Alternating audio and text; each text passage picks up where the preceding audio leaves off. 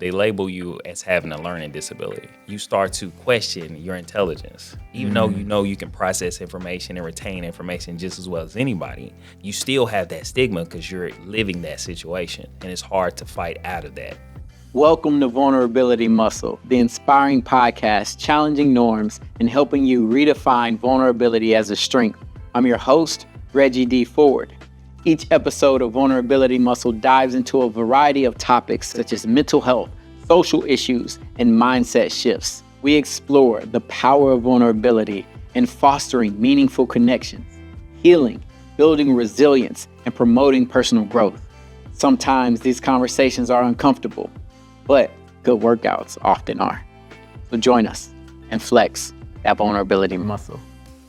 Welcome to Vulnerability Muscle, the empowering podcast challenging you to redefine vulnerability as a strength that helps us connect, that helps us heal, that helps us grow, and it ultimately humanizes us all. So I'm excited to have this conversation with a childhood friend of mine, Martrell Williams. What's up, my brother? What's up, brother? How you been? I've been great, man, and I'm excited. And we reconnected fairly recently at the gym.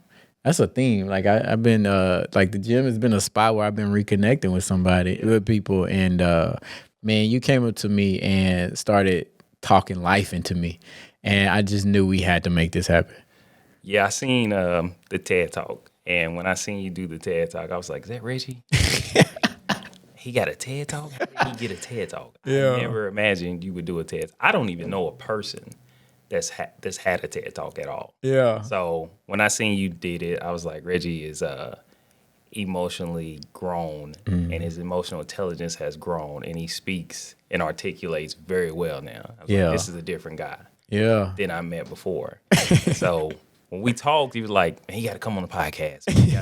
You got to come holler at me, man, do the podcast. I'm like, all right, let's do it. And I felt like I could share some of the stuff I had been through in the transitions of us switching schools. You know, I stayed in metro schools in East Nashville, and you just disappeared. You know what I mean? I don't know where you went. You just disappeared one school year. I didn't see you again until we were playing in the men's basketball league. Yeah. Mid-State Sports League. And we're playing against each other, and you called my name. You remember? Wait. That's what you were playing for. Vanderbilt had a team or whatever, some football guys was playing. And I was like, what you doing here, man? Wow. Playing with a couple guys I went play football with for Vanderbilt. I was like, you went to Vanderbilt? I forgot about this. Like, how the hell we getting Vanderbilt? You went to public schools like me. You shouldn't have went to Vanderbilt. Man, I forgot all about that. Yeah, man. Wow. That was the first time we seen each other. And then at that point, I was like, I thought about it. I had so much going on in my life. I couldn't be intertwined with somebody else. But I was like, how the hell he get into Vanderbilt? I was like I went to Ball State. Yeah. Columbia State Community. I was like, how did he do that? Man, oh my God. I'm excited. I can't wait to get into that journey of the past. Cause place. It is a while. But first, I just want to ask a couple questions to break the ice. And I call this segment what comes to mind.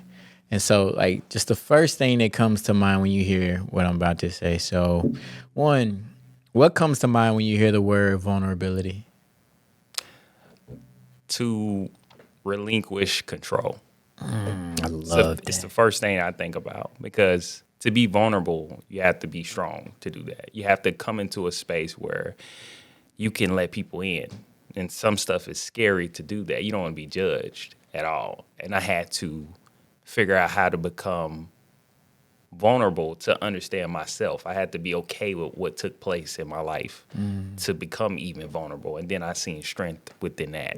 Man, wow. That's beautiful. And I hope that as things come up, talking today or anytime, if you feel that fear, that scary part of the vulnerability, that you feel comfortable letting me know, that you feel comfortable setting a boundary, and we don't have to touch those things.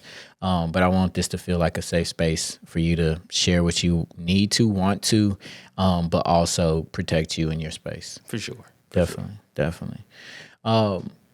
What is something that you do to center yourself, ground yourself when you're feeling stressed or maybe depressed? So the gym. I think when we were growing up, for me, growing up in those neighborhoods that we grew up in, aggression was always something that kind of shown up in a negative light for me. And I didn't get to channel that aggression until I got into sports, like you, right? You start playing football, and you get to get some of that energy out. And a release was always physical activity. So once I tore my Achilles, I know you tore yours. Yeah. You know what I'm saying? I did some research. I tore both of mine. I had a bilateral tear. I had one of the rarest. At the same time? At the same time. But in the recovery, I tore both during healing one. Oh, God. Dang. And in that process, you know, I pushed my body past where the limitations were by grieving the death of my mother wrong. Oh, man. And I think that's what hurt me, because I always use physical activity as a release of stress when I should have processed it more by taking time for myself to grieve things that I didn't like and disgruntlements. But usually it was through physical activity. Still to this day, I work out. That helps relieve stress. I meditate, and I pray. I stay in prayer. Yeah. I fast a lot too. I might fast twice a week. Yeah. Just to cleanse myself of anything that could restrict me. Yeah. When I'm in that fasted state, I feel free. I feel more. It's no food, processed food, no dopamine hits, nothing like that to get me in a space where I'm worked up. So fasting gives me a very clear mind. Yeah. I work out, and that's how I relieve that stress, so I can go along with my work day and process certain things with my friends and my relationship. That's dope. In a healthy way. Yeah, that's dope. I love that. You got a lot of different tools that you use. That's good. Therapy. I had to learn those, you know, what I was feeling through therapy. And that's why when we talked and I heard you speak, I was like, listen, this guy has done the work similar to what I'm trying to do. And it's a stigma behind going to therapy. It is. Especially in our Black community. Even at a young age, I remember telling my mother I was sad. And she said, sad your ass to sleep. You know, take your ass. I done heard that too many times. You want to hear, like, you ain't sad, you ain't paying no bills. What you got to be sad for? So it's like, you learn to sad your ass to sleep. Go lay down. Yeah. You're just tired. Right. It's an excuse. And I don't think they gave us the space or the tools to even express ourselves, to even say, hey, I don't feel good about this, or I don't want to do this. And you take that into your adult life, and it's so unhealthy. Yes, so true, man. Damn, I'm glad that was one of the things that I saw when we spoke at the gym. I was like, oh, you've done some healing too. I could just hear it in the words that you were saying and the things that you were doing, and I was proud to see that, and that's why I can't wait to get deeper into your journey. Yeah. Last one is what is one of your favorite childhood memories? That's an interesting question. When you met me, I know. You guys talk about that. It was. No, I'm just messing with you. As a child, I think my favorite childhood memory, I got a Game Boy Advance. Ooh. And it was a couple Christmases where I didn't get any gifts because we just didn't have the money. And that's probably the most vivid childhood memory I have, where I was just ecstatic. I was happy. I had a pureness of joy that couldn't be shaken by anybody. Because I got something that I just valued more than life itself. Man. And that was pretty much it, as far as, like, you know, hanging out with your friends, playing and stuff like that. Other than that, that was the biggest one that stands out. I remember that, like, so vividly. Yeah. Oh, that's dope. Because I was tricked. My mom put it in a shoebox instead of the regular. So I'm pissed. I'm like, what? I don't want no shoes. That's not what I asked for, right? And so she ends up making his face at me and said, just open it. And I opened it. It was a Game Boy Advance. Oh, yeah, I know you was I just went up and hugged her, tears in my eyes. So that was probably the most vivid memory I have from my childhood, where I was like, yeah. Man, I'm gonna buy myself a Game Boy. You got to, man. I ain't never had a Game Boy. You never had one? I never had a Game Boy. You're a grown man. That's why. You just been a grown man your whole life. You never played no games. That part. Yeah. That part. But I was 64 to the PS2, so I had that 007, Mario, all that. But man, I wanted a Game Boy. Man. I'm gonna go get me a Game Boy. One. Somebody buy me a Game Boy. Let's see if we can get a Game Boy on that. But man, I thank you for sharing that, because there's so many similarities in our journeys, but then there's also the differences. And so for the listeners, we went to middle school together. Yep. And I'm trying to think. I left public school after the 7th grade, but I left the school that we were at together after the 6th grade. Right. And I went down this private school route, really on a different journey from nearly everybody in my neighborhood and community. And I was on this, isolated journey of being educated, and then, prep school to college to, life beyond. And your journey was different. Like you went to our neighborhood school, the school that we were zoned for. Tell me about catch me up, after 6th grade. So before you met me, I went to Kirkpatrick Elementary, which is in a poverty-stricken environment. It's one of the worst schools, I would say, in East Nashville for an elementary child to go to, because it's right next to the projects, which is James Casey, where I grew up at. I grew up on South 6, South 5th, Robinson Park Apartments. I moved around a little bit. So I'm already indoctrinated into a culture that I don't fully understand. I know I'm out of place, for sure, but I'm indoctrinated into something where I'm almost destined to fail, right? And so before you meet me, I go through a transition with the school system. And about the 3rd grade, I assaulted a teacher by mistake. And what I didn't understand with Black children in that situation, if you have a behavioral issue, instead of them addressing the issue, sometimes you could be tested for different things because you're disruptive. I was tested for attention deficit disorder, not by a clinical psychologist, by a school psychologist, which changes the narrative. Mm-hmm. And so I was moved into an IEP program. I think that's what it's called, but it's special education.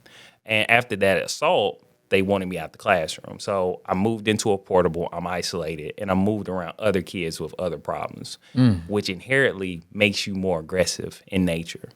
These kids have real issues. Some of them were born with drugs in their system. These became my friends. We already live in a bad community as it is, so it's going to make me a little bit more aggressive in nature as well to adapt to my environment, shall we say. Right. And so throughout that process, they give you medicine, almost like a animal. You would go to the office and you open your mouth and they would put a pill in your mouth and to calm you down. And you stay in one classroom all day.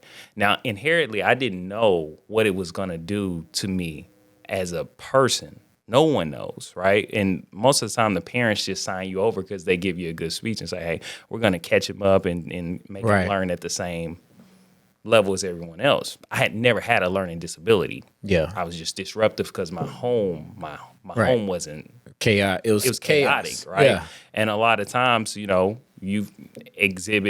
feel or have been through some type of physical abuse, so your natural nature is to show aggression or to exhibit that behavior in some type of way. So as I progress, when you meet me, I'm still in special education, right? And I don't know if you see, I was a little... I didn't think I realized You didn't realize it. I would go to a different classroom and all kind of stuff. And this puts a stigma on a child that is very hard to erase. Because for one, your classmates are going to laugh at you. You won't be respected. And two, you don't have the opportunity to excel past graduation and doing certain things. You put a cap on a child. Wow. When you do that, and I was capped. And so when you leave, I get worse. You know what I'm saying? When you leave after the 6th grade, I just, I get more trouble until I find basketball. I get into the 8th grade, and I meet a teacher named Tori Johnson. And Miss Johnson saved my life. Wow. In a lot of different ways. She was a black woman. And no one tried to test me out of the classes. No one tried to help me in any type of way or say, okay, this kid doesn't have a learning disability at all. He's actually very articulate. His vocabulary is high for his age group. Maybe he just couldn't calm down to focus, to take the test, the standardized test that he needs to take. And so she seen that in me, and she pushed me to get better. So she changed all my classes to regular standard classes. And she told me, she sat me down, she said, hey, when you go to high school, if you're still in special education, you won't graduate with a diploma. They won't give you one. They'll give you a certificate, and then you'll not be able to get a job. You'll probably end up selling drugs or doing something you shouldn't be doing. And she's like, I don't want that to happen to you. Mm-hmm. And she's like, let's get your mom on the phone. Let's try to get you signed out. My mother had 4 kids. She worked 2 jobs. She doesn't have time to focus on the youngest child. I'm just in the way at this point. Wow. And so I get to the 9th grade, and this is when the story kind of gets interesting because I didn't know a lot about the board of education or the school systems. I got regular classes. She changed my transcript to regular classes. She told me if I failed, they're probably going to put me back in special education. So did she ever communicate to you why she chose to do that for you? What did she recognize? Did she talk to you? What made her do that for you? So I could control the class. Because they could understand me. And I just finished my work a lot quicker than everybody else did, right? And instead, I would help people with their work. So that's how I controlled the narrative. Like, they'll just give me their paper. I just do it real fast. Because it was easy work. We were always learning a grade behind. Wow. And it does not help a child progress. It doesn't give you the help that they say it does. It just isolates you. And then once it isolates you, the class will turn you into some type of anomaly in a negative factor, not in a good way. And kids will make fun of you, and it will make you feel like that you can't be any better than what you were. And she was the person that kept telling me that I was more and I was capable of more. And so I go through high school, and I remember failing most of my classes in 9th grade. Because it was just too much freedom. Because it was freedom. It's just freedom, okay. Right? It wasn't the fact that, like, you basically, was it 2 grades? Like, I you had to catch up? 2 or 3 grades. Yeah. Right? So I've been in special education since the 3rd grade. Now, I never learned anything. I couldn't read probably until I got into the 6th grade, wow. to be realistic. Yeah. And I really taught myself to read by just reading the Harry Potter book. Yeah. Shout out to Harry Potter. Harry Potter changed my life too. Man. I just kept reading Harry Potter, the first book, and it was words in there I couldn't even fathom to understand. I was like, I still don't understand. Some of them not real words, in my opinion. Right. They just made up stuff. So I want to play basketball. Basketball is my passion. I don't know if you remember in the 8th grade, Dalewood won the city championship. Yeah. Didn't lose a game. Right. I played on that team. Yeah. So I'm coming into high school thinking I'm just going to be a star. I'm just play, be good, Yeah. And it's going to be an easy transition. So I fail, and they're like, no basketball. My mom like, no basketball. So this guy, we had I don't know if he was the school psychologist. I don't know what he was. He would come up to me. He would ask me questions like, were you in special education? And I'm like, no, I don't know what that is, because I know what's going to happen if I agree to it, right? Yeah. And so he did it every year, to his defense. He came every year and asked me. And who is this person? His name was Dr. Luch. That's as much as I can remember about this guy, tall African man. And so I get in the 12th grade. I played basketball and played for 2 years. It's my senior night. I get called to the principal's office. And they're like, you got to go to this classroom on the 2nd floor. And it's not a lot of, it's like the 5th grade floor, or a 9th grade floor or something like that. So I go up there, and I'm walking down the hallway, and I see Miss Tori Johnson, right? And she's standing there with tears in her eyes. And I'm like, what are you doing? What's up? I didn't think I was going to see you again. Why are you even here? What's going on? So she's like, Martrell, you know what you did? I was like, no. She gives me this hug. She was like, the school system every year got paid for you being in special education. Oh my goodness. They kept you in it, and you didn't get any assistance with the gateways, which is a standardized state test for Tennessee that you had to pass to get a diploma. And so she was like, you pretty much can sue the Board of Education if you wanted to. Wow. So I'm like, sue the Board of Education? I don't feel like I did anything, honestly. Wow. I feel like I just took tests like everybody else and passed it because you gave me an opportunity to learn like everyone else. Yeah. Instead of putting a stigma on me saying that I had a learning disability when I never had it. Right. You just stigmatized me because I was a black kid. Because of behavior. And I was in a poor environment, and you wanted money from that situation. And we just let our children fall between the cracks sometimes. Yeah. And that was prolific for me when she told me that. So they take me into a classroom, and it's another person there from the Board of Education. They said, you could sign yourself out of special ed, and you can graduate. Were at what age? You were a senior this year? I had just turned 18. Okay. So they said legally you could sign yourself out. Okay. I had no legal guidance, which I should have had at the time, because, of course, you've cheated me out of my education in a lot of different ways. That's why I thought your story is so unique, because I had all these challenges just to fight to get through school. Yeah. I'm fighting kids for my respect, to not be called slow, Yeah. or be labeled as something. I'm fighting through my transgressions of learning 3 grades behind and have to catch up to everybody else and, focus. And so she told me I didn't have to sign the papers, but I wouldn't graduate on time. At the time, I want to go play for Columbia State, play basketball. So I'm like, I need to graduate on time because I want to go play. I don't have time. Yeah. I don't understand the legal battles. I'm not educated enough to understand that liability that's just taking place with me. And so I signed the paperwork, which in hindsight, I shouldn't have done. I should have fought that and seen, could I get at least a stipend or something for my college? For college, yeah. But I only wanted to go to play sports because, of course, I had a negative connotation with school because of that situation. Yeah. And so that kind of had labeled me a certain way into my adult life. When I got into therapy, I had to unlearn some of those things. That stigma still followed me outside of my childhood. How so? So like, thank you. Like that helps me see so much in a different light, because I had no idea of probably at the time I would have known, like I would have been a little bit aware if you were going to a different class, but like my recollection of those experiences isn't that. Yeah. I like really the thing that I remember most is us playing basketball together. And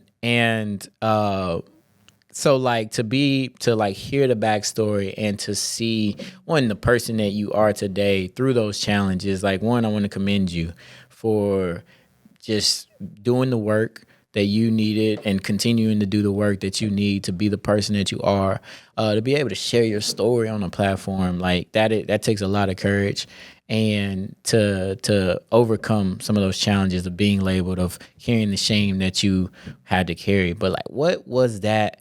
What was that like internally? Like, were you having conversations with yourself of like, fuck this? Like, why are they treating me like this? Why are they telling me I'm this? And like, did you have conversations with yourself like that? Yeah, I did, because they label you as having a learning disability. And the people around you treat you as such because you go to that classroom, they see you in that classroom, and now you start to question your intelligence. Even though you can process information and retain information just as well as anybody, you still have that stigma because you're living that situation, and it's hard to fight out of that. Why do you think in 3rd grade, like after the assault, that you were then tested to be labeled? Like, where was the flaw in this system, and what do you think should have been done instead? So from my research, and it's changed a lot. The school systems have changed. Back then, I think instead of dealing with kids that were disruptive, they would look at test scores and see, were you passing or not? And I think it just automatically put you in a category to get tested. Yeah, okay. And my grades might have been so low at that time, I'm not eating breakfast. I'm not, waking up without being yelled at. I'm not going into school like a normal kid and get the opportunity to. I have no calories in my body to burn energy. So I'm aggravated, just like any child would be. Yeah. And, I reacted. And so I think they just pick those kids based off of if he disrupted the class, we can challenge that and get him tested. And if he fails the test, we automatically get money for the child and it goes towards our school. Yeah. And I think they took that because how much funding do you get being in that area? You're not the best school, you're a public school. So that and so like that like highlights so much because like part of like on my side, so my journey in school is always the place where I thrived. Like academically, it wasn't the challenge it wasn't a challenge for me. And so I straight A's all the way, through for so long. And that was one of the reasons why the opportunity to go to private school became a possibility. I took a test. It was the opposite, right? It was a test to see the aptitude, how you would perform in this school. And then that led to being in an environment where I was taking college level courses as an 8th grader, 9th grader, and it just that the dichotomy of that and how on a compounded level, the difference that makes. Yeah. But at the same time, when you talk about public schools and funding, when you pull a high performing kid out of the school, they're losing money. And if they put you into regular courses, they're losing money. And so it's like, all right, we want to force our lowest performing students into these classes so that we get funding because we're losing our highest. And in a city like Nashville, you got so many kids going out into public school that are impacting the way that our public schools are being funded and the performance of those schools. And so fuck, my mind is blown away right now. Yeah, we have it's a duality of, I wouldn't say good and evil, but it is showing that one child can go one direction depending on who sees the potential in them. Yes. And then the other child can end up going down a hill because the system is projectively pushing them that way. And that can take you into prison, take you into a landscape where you're detrimental to your environment because you could not adapt quick enough, and the society will not reward failure. Right. It just does not. The school to prison pipeline is real. And I can't remember the exact year or what they look at when they're projecting how many prisons they need to build, but I think it is around the 3rd grade. Yeah, it's around 3rd grade. And it's okay, how many of these students are truant? How many of these students are failing? Okay, we're gonna need more prisons. Right. And so oh my God, I'm so thankful that you're right here in front of me right now, man. Yeah, man. It's an interesting thing because you have alternatives once you don't further your education. And that alternative is the streets. It's to sell drugs. It's to do something that's detrimental to yourself because this is the only means of you making residual income where it's substantial enough to take care of your family and take care of you in a certain type of way. Yeah. And that's what we've been pushed through rap music, through the culture, and a number of different things. It's a huge indoctrination to our people and to us. When you look at that, we're indoctrinated into a terrible culture at times. And I love the culture, but I can't see how disruptive it's been to my life and the other people around me. And I had to unlearn that indoctrination. Yes. I had to go through therapy to learn how to process these stigmas that I carry with myself in order to rebuild myself and put pretty much like a plate of armor on and build myself back up. Man. Because everything I learned was wrong. Yeah. In a general sense. Therapy, let's go there. When did you start therapy and what were some of the things that you learned about yourself early on? So I started therapy, my job. I worked for Comcast NBC for 11 years, and they always offered tuition reimbursement and health care, and it's good health care, man. I'm talking about I get 25 free therapy sessions. Wow. Never took advantage of it. Wow. Never. Because I had no reason to. I dealt with everything through just I ignored it or I just tried to push through it. And I was in a bad relationship. And then one day I was just like, let me go to therapy just to try it out. And I went, my first therapist, her name was Rose. And we started to break down the psychology of humans and how we respond to things and what is anxiety, what is depression, what is compulsion disorders where you're being compulsive over certain stuff or you're being impulsive over certain stuff. And so we break down these things to kind of figure out why I'm responding to my partner a certain way. And it started just to be a better partner. Yeah. And I start to learn how to process my anxiety a certain way. And that pretty much just kept me there because it was giving me tools to fight against my mind in a sense. Yeah. Oh man. I'm glad that was the introduction. Like I think we all have our stories of that entry point into therapy. Like mine was grief. Like I needed to process the loss of my grandmother and then shortly thereafter my grandfather and then actually the loss of my parents as well. And I had never done that, never like over the years, like we know so many people that we were in class with that are no longer here. Right. And like to hear those deaths every year, like so and so got killed, so and so this, and it's like, man, you build up this capacity to being like, okay, it's coming in, and then I gotta just let that go because I can't hold all of that. But that grief is real, and it's heavy, and we didn't get taught skills of how to manage and process what is going on through our bodies. And you mentioned earlier about the loss of your mom.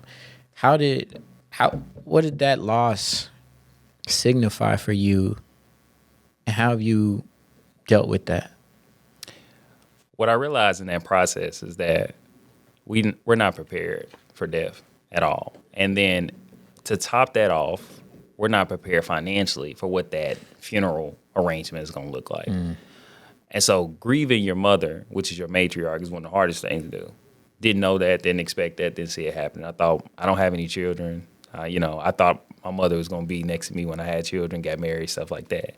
And so I don't even know how to grieve. I've never lost anybody significant enough to where I had to grieve something where it hurt me deeply. How old were you? I was 30 when that happened, or 32. I think I was probably 32. But I think it changed the way I looked at my timeline on this planet. It made me look at myself in a different way, where I had to understand its limits to how much I have to be here. I don't have the space to waste time on certain stuff because, as you can see, it can be taken away from you. And I took life for granted. I took my body for granted. And it just made me put everything into perspective that I need to capitalize on every day that I'm here. And I think that's where her death signified to me more than anything, is that I don't have the time that I believe I had. Man. And so real. I had to learn how to grieve, which I did not do properly initially. I started to just, let me try to work more. Let me try to find a new tool. Let me try to hustle more. Let me just grind it out, work out more. And I got in pretty good shape around that time. I used all that energy to get me in shape. Physical shape. But it was detrimental to the body because I was ignoring the body. My mind is stronger than the body, right? And so that's when the bilateral tears come into place with the Achilles. I'm running 5 miles a day. I'm lifting as much as I can. I'm taking creatine. I'm taking protein. I'm taking testosterone boost. I'm doing everything I can to get in perfect shape to fight against how I feel. Instead of grieving. And I knew the tools that I need to take, but when you're in the situation, it's hard to use those tools, even if you built yourself up. It was just too much of a hit. So I had to slow down, get hurt, get injured, sit in the bed, and grieve that way. Which was worse because now I'm grieving my Achilles. Right? Man, both. It's gone. My mother's gone. So it's like everything's not working out for me. But prayer and meditation and having a good foundation around me with my friends and my family helped me persevere through that encouragement. And I was able to get back healthy and be able to understand my mother didn't transition and just leave me. She's still with me in some type of way, in spirit. And I truly believe that. I so I don't feel alone. I learned to live with it. Do I miss her? Of course. But I've learned to process it and understand death is a natural part of life. Everybody will experience it.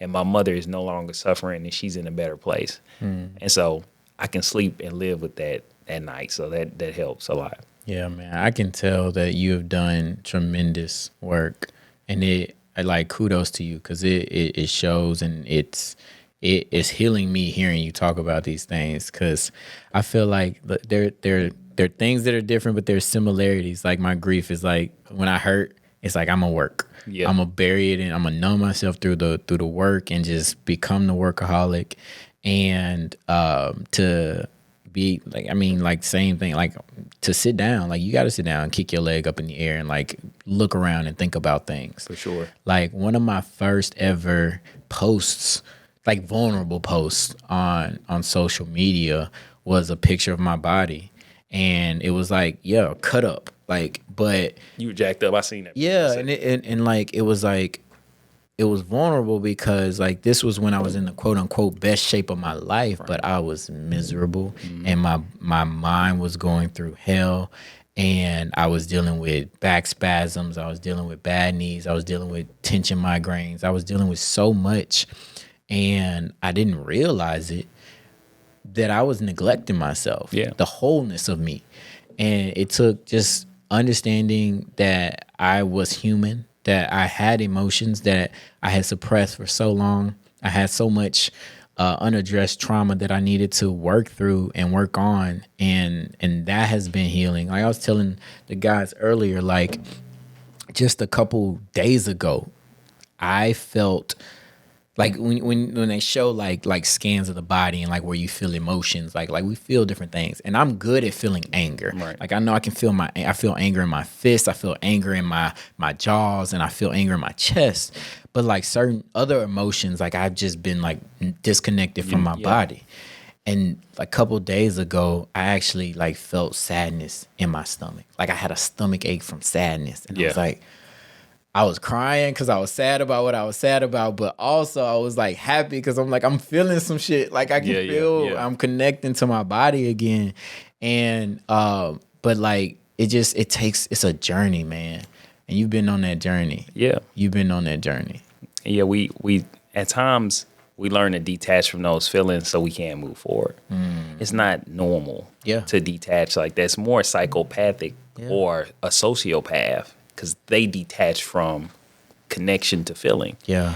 And I was moving through life as such. Like I don't want to. Did you have that thought that maybe I was a psychopath? Not until I realized what a psychopath was. Yeah. I never knew the definition or how somebody even became that, which is something that sometimes I don't think they build themselves into it. It just, they don't develop the feelings or the sensory skills and the social cues to be able to attach themselves to certain things. So they just can kill without feeling anything or anything like that.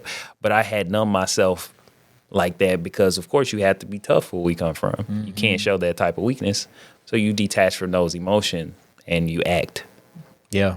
I asked that because it was a period in my life where I really like, I don't know how I learned about it, heard about it, probably a movie or something like that. But I was just like, bro, I think I'm a psychopath. Like, I think I'm a psychopath. Cause cause I felt like I was faking if I did show emotion. Yeah.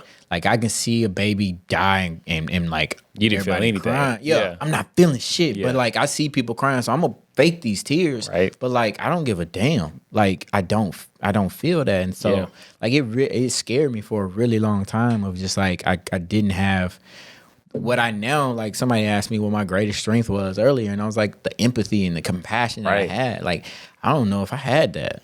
And it was hard. You can feel as if you're weak because you're being empathetic or sympathetic towards people. Yeah. If you're an empath, you feel everything. Man. Right. And so the world is not necessarily built for empathic people at times because you can get so caught up in what you feel, it can make you be weak or you act on something you shouldn't have acted on. And there's so much to feel with the stimulus that we get now. It's coming from every different angle, and you could be overwhelmed and consumed by those feelings. For sure. And that's something I've had to learn in therapy, was just like knowing when something was my issue to deal with and when it was somebody else's, and giving them the agency and autonomy to deal with that themselves. Like, I can sit down with people, hear the hardest of hard stories now, and go to sleep that night. Right. In the past, like there's periods where that empathy was just high, and it's just like, I gotta fix it. I gotta help them. I gotta do. Yeah. And it's consuming me. And like, I think there's a fine line between like caring for humanity, but also knowing that like that ain't yours. It's not yours. It's not yours to carry. You can't pick every homeless guy up on the street and expect them to have good intentions. Right. All right. You can't. So you have to have discernment, and you have to have critical thinking skills to make sure you process it the correct way. Yeah. And huge boundaries. I wanna like, thinking about the education piece, I just want to come back to that. Like, what needs to be changed about the system, or what have you seen change? And like how do we make that better so that more people don't get into this pipeline, so that more people aren't labeled and disadvantaged in the way that you went through? So it's really the household. It starts at home, I feel like. You should know your child's strengths and weaknesses. I feel like my parents didn't. I'm coming from a single parent household. There's not a lot of attention being paid to how I learn, my learning style, why I'm even aggressive in nature. Do I have attention deficit disorder? Get a second opinion. Don't take the child psychologist's opinion that's getting paid to help the funding, right? And I think if we pay more attention and we build a better community at home and pay more attention to the education system and how it works and educate ourselves on that, we can avoid some of these situations, because your child can be diagnosed with autism and it might not even be on the spectrum a certain way. Attention deficit disorder. It's a number of different things where these children develop and have normal lives, and they've been diagnosed with autism or some type of label of learning disability.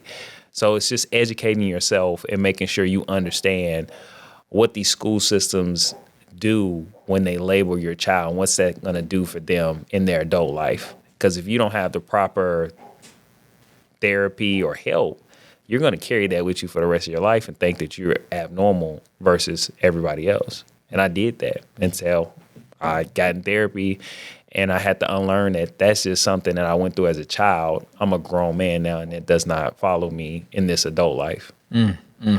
That's beautiful. I love hearing unlearned, because so much of the way we are educated, conditioned, and brought up, it is unhealthy. Right. It's detrimental to us. It's not good for our overall well-being, and we have to unlearn old traditions, old patterns, old habits to live in our highest form, like, and be the best person that we can be inside and out. And so, like, I applaud you for the unlearning. I applaud you for all the things that you are now learning about yourself, about the world.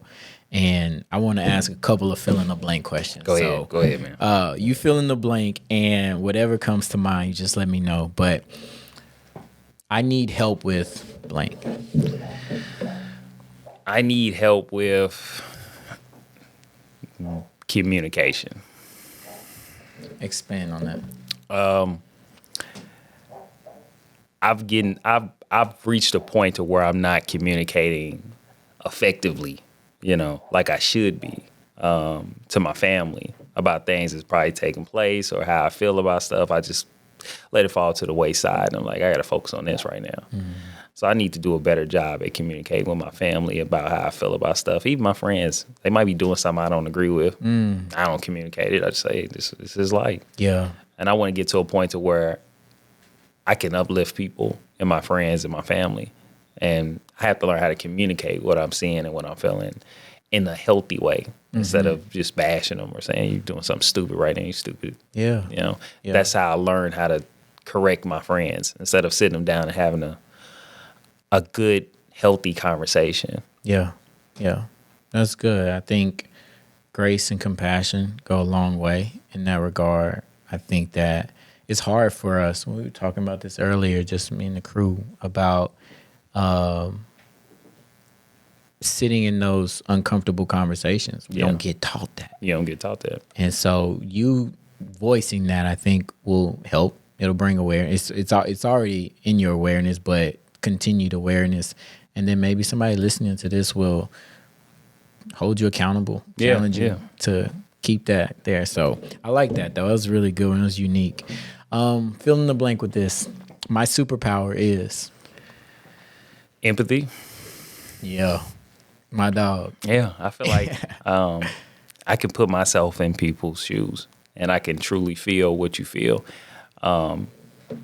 It is something that I did not like. I felt like it made me weak for a long time. But now I see it as a way to connect with people on a different level and relate to more people, not just my friends, but I can sit down and talk to you, the team, anyone, and I can relate to what they're saying in some type of way. Maybe not directly, but I've learned how to see it from their perspective. Yeah, that's beautiful, man. That's beautiful. Oh man, we got more catching up to do. All right, so going back, fill in the blank. If I could tell my younger self anything, it would be blank. Never give up. Never give up on what you believe. I knew they were wrong. I still believe they were wrong. And I kept that in the back of my mind. I would just remind myself, you are great. And regardless of your situation, this is just what you were born into. It doesn't mean this is what the end of the story is going to be for you. Man, that's beautiful, bro. I love that. And then lastly, when I'm seeking inspiration, I turn to blank. God. That's easy, bro. I think it's like that's like 3 for 3 or 4 for 4. I don't know. Like that's yeah. That's the easy one. Bro. Yeah. God is the foundation. When I had nothing, I kept praying. When everything was falling apart, I kept praying. When I didn't know how I was gonna eat or how I was gonna take care of myself, or if I lost a job or something, I just kept praying. Even when I was mad at God, when I thought God had dealt me a bad hand, I still kept my faith in God. That's my source. Yeah, bro. Man, dude, I am so glad that we got to connect, and we're going to continue to connect. Yes, sir. Like, I love the journey that you're on. I love the human you've become, and I cannot wait to see where life takes you. Yes, sir. I want to be a part of that journey. I want to witness it, man. But is there anything left on your heart that you feel like getting off, that you want to share with the world? Anything, any last words? No, man, I just wanted to come here and share my story with you, man, catch up with you. I told you I had something interesting to tell you. The next time I got more stories. Let's go. So it's just something I want to highlight and in hopes that someone sees it and maybe their child's going through the same thing. Maybe somebody from our community shared the same experience I shared. And I just want to speak to it and hopefully, if the right people are listening, we can change that. We can do something about it. And, I'm an advocate for it. If I can speak to children and tell them, hey, I went through this and I persevered through it, you can too. I love it, man. And there are people who will want to hear that and want to put that message in front of their kids, in front of their staff, in front of a lot of people. So I'm going to make sure that folks can find you. So how can they find you? How can they reach out to you? My Instagram is trail_Dior. That's my Instagram, or on Facebook, it's just Martrell Williams. You can find me on there. That man, Martrell, with all the things that you could be doing, all the places you could be, I appreciate you being here with me and embracing vulnerability. Yes, sir. Thank you, brother. Man. Thank you for joining us in another episode of Vulnerability Muscle. If you've enjoyed these conversations around vulnerability, please consider leaving a review. Your feedback not only motivates us to continue to do the work that we do, but it allows other people to witness the power of vulnerability. Share your thoughts on YouTube, Apple Podcasts, Spotify Podcasts, or wherever you're listening from. And don't forget to spread the word. You can follow us at Vulnerability Muscle on Instagram and me personally at Reggie D Ford across all platforms. Visit vulnerabilitymuscle.com for additional resources and support. And remember, embracing vulnerability is not a sign of weakness. It is the source of your greatest strength. Sometimes it's uncomfortable, but most workouts are. So keep flexing that vulnerability muscle.